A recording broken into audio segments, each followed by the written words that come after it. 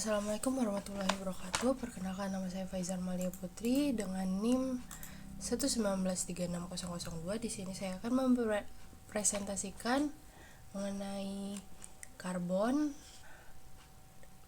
yang berjudul Hollow Core Cell ZnMn2O4 Microsphere as a High Performance Anode Material for Lithium Ion Batteries, dengan outline pendahuluan, teori dasar, metode, hasil dan diskusi, dan kesimpulan. Yang pertama, pendahuluan. Hollow Core Cell ZnMn2O4 Microsphere berhasil dibentuk dengan metode templating karbon solvothermal yang kemudian dilakukan proses annealing. Fase kristal dan morfologi partikel ZnMn2O4 yang dihasilkan dicirikan dengan XRD dan TEM. Sifat elektrokimia ZnMn2O4 sebagai material anoda diamati untuk baterai lithium ion. Hasil menunjukkan bahwa ZnMn2O4 memiliki kapasitas reversibel 855,8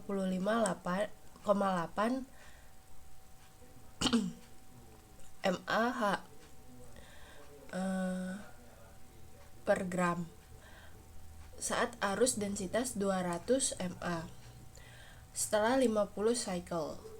Bahkan saat 1000 mA, kapasitas reversibel masih menyimpan 724,4 mAh setelah 60 cycle.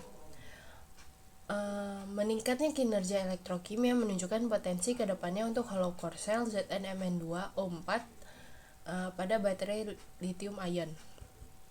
Selanjutnya, teori dasar. Baterai lithium ion yang banyak digunakan di berbagai perangkat elektronik seluler karena memiliki energi densitas yang tinggi dengan masa pakai yang lama. Namun, untuk pengaplikasian dalam skala besar memerlukan eksplorasi bahan elektroda yang ideal dengan energi densitas yang lebih tinggi dan power density yang baik. Sifat elektrokimia utamanya bergantung pada struktur dan sifat bahan elektrodanya. Tetapi hampir semua bahan anoda untuk lithium baterai yang komersial berasal dari grafit yang memiliki kapasitas teoritis sebesar 372 mAh. Kapasitas sekecil itu tidak dapat memenuhi permintaan aplikasi high energy seperti kendaraan listrik. Oksida logam berstruktur nano baru-baru ini menarik perhatian karena memiliki potensial penyimpanan anoda yang tinggi.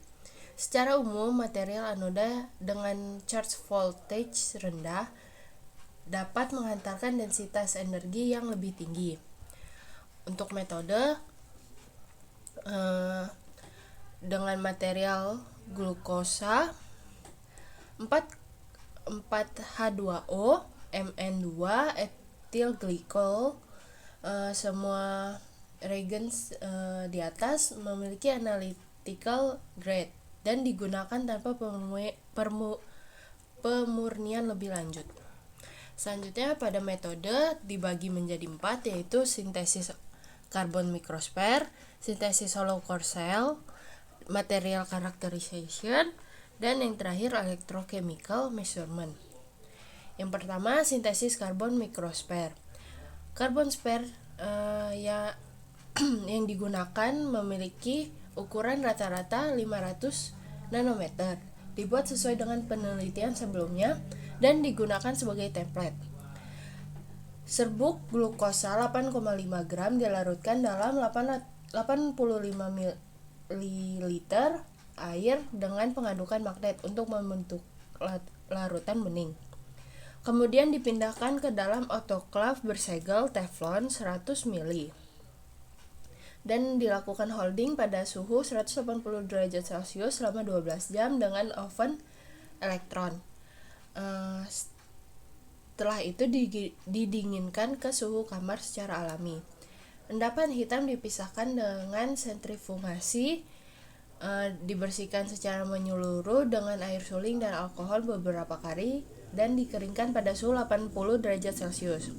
Selanjutnya, sintesis hollow core cell ZnMn2O4 microsphere. Dilakukan proses sintesis 0,22 gram Zn, 4H2O powder dan gram Mn 4H2O powder dilarutkan dalam 60 ml etil glikol hingga terbentuk larutan bening.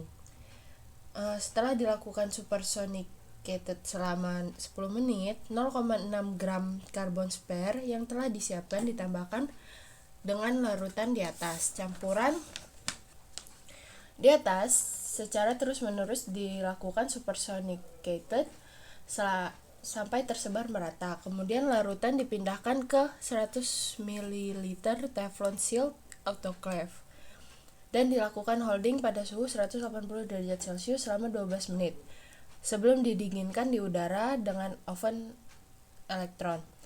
Endapan yang dihasilkan dikumpulkan dan disentrifugasi, dicuci beberapa kali dengan air dan alkohol, dan akhirnya dikeringkan pada suhu 60 derajat Celcius dan diendapkan untuk mendapatkan produk hollow core cell.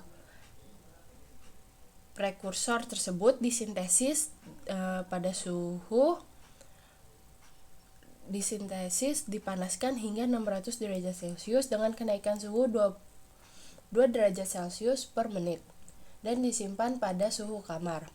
Untuk karakterisasi dilakukan dengan XRD dan TEM. Untuk TG dan DTA digunakan penganalisa thermal ZCT 2000 dengan heating rate 10 derajat Celcius per menit dari 21 derajat Celcius sampai 700 derajat Celcius. Kemudian untuk electrochemical measurement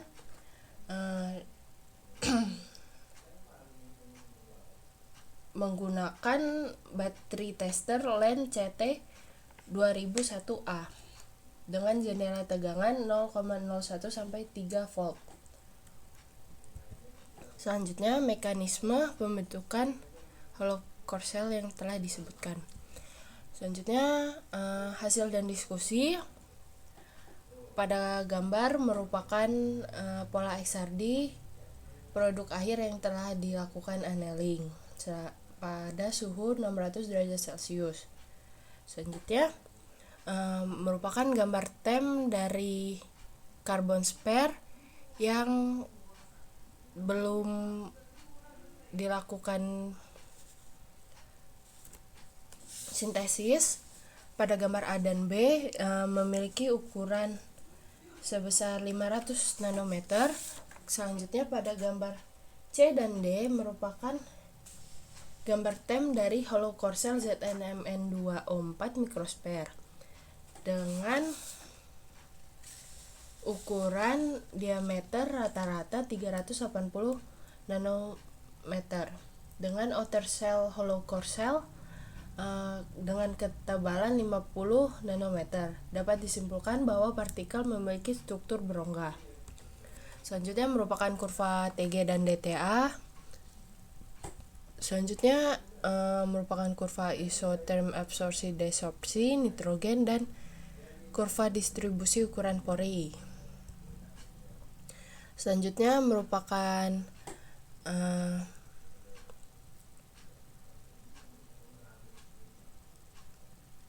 kurva rentang tegangan 0,01 sampai 3 volt. Dan pada gambar yang kanan merupakan kurva muatan debit untuk hollow core cell microsphere pada siklus 1, 2, 5, 10, 20 dan 50 dengan rapat arus 200 mA pada suhu kamar. Selanjutnya merupakan kapasitas dengan nomor siklus dengan efisiensi kolom dan nomor siklus dari hollow core cell ZnMn2O4 microsphere dengan kerapatan arus 200, 1000 dan 2000. Selanjutnya yang terakhir merupakan kurva tingkat kinerja elektroda yang terbuat dari hollow core cell ZnMn2O4 dengan berbagai kerapatan arus 0,01 sampai 3 volt. Kesimpulan singkatnya, metode yang mudah untuk pembuatan hollow core cell ZnMn2O4